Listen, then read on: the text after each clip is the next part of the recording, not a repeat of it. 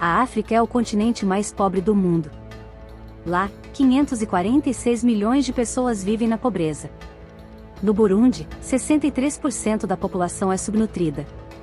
A renda média na Zâmbia é de apenas $1.500, 33 vezes menor que a da Holanda, e a expectativa de vida é de apenas 41 anos.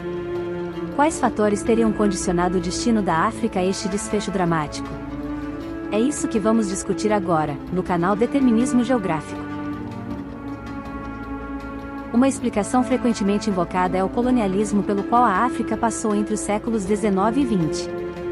De fato, a África ainda luta contra o legado do domínio europeu. Entretanto, essa explicação está incompleta, uma vez que foca apenas nas causas próximas e ignora as causas mais distantes, as quais vamos discutir agora. Para entender a pobreza da África atual, olhar a história dos últimos 500 anos não basta.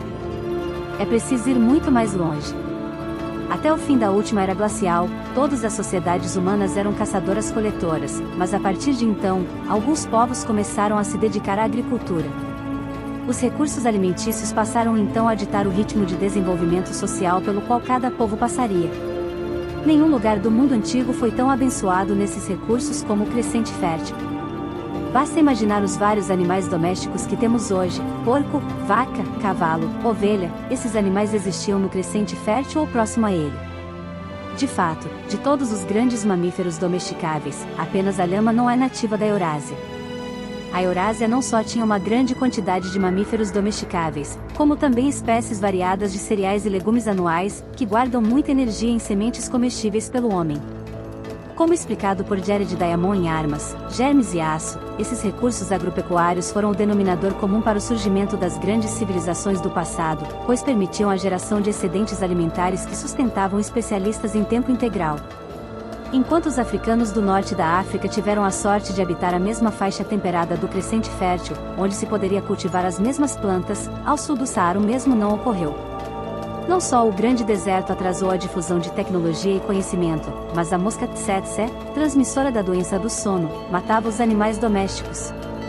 Assim, os povos da África subsaariana ficaram isolados das inovações que aconteciam na Eurásia. A consequência direta é que o atraso em tecnologia militar deixou os povos da África vulneráveis ao expansionismo europeu. Não só a geografia condicionou o destino da África no passado, como também tem mão forte sobre a economia do continente nos dias atuais. Ao olharmos o mapa da África, em um primeiro momento parece não haver nada de especial. Mas um olhar mais atento à sua costa é simplesmente revelador: sua costa é muito homogênea, com poucas reentrâncias. Embora a África seja o segundo maior continente do mundo em área, é o menor em comprimento de costa. Isso significa que o continente africano tem poucos portos naturais para serem usados no comércio exterior. A África do Sul sozinha concentra 3 das 10 melhores baías do continente. Não apenas os portos são importantes, mas também os rios que os ligam ao interior. Infelizmente, para os africanos, os seus rios não são melhores do que seus portos.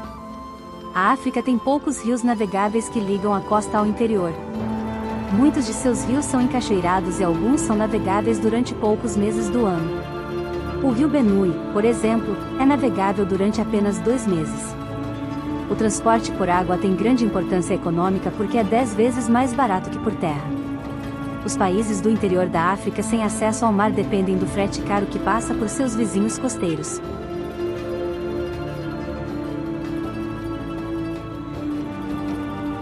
Este é talvez o fator mais controverso. Muitas pessoas repugnam levar o clima em consideração para explicar a diferença de riqueza entre as nações. Entretanto, o clima é definitivamente uma variável a se considerar.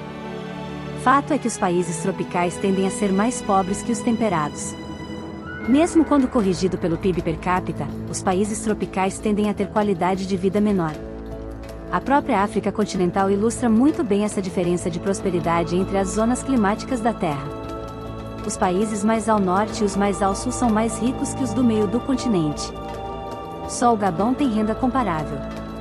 Alguns poderiam dizer que é o efeito do calor, mas não é a temperatura em si, mas a ecologia e o solo associados ao clima. Ao contrário da crença popular, os solos tropicais são mais pobres do que os solos temperados.